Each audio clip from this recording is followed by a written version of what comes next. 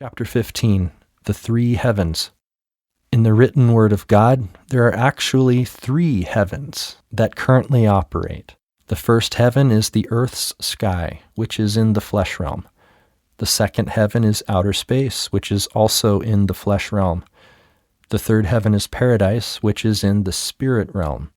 Paradise will be the tabernacle of God that comes to the flesh realm, the heaven we all long to go to after mortality ends. This is where we seek to spend eternity with God the Father, the Son, and all other glorified children of God. This eternal place to come is also called the second earth, among other names. May we all make it to that wonderful place. Chapter 16, The Three Realms.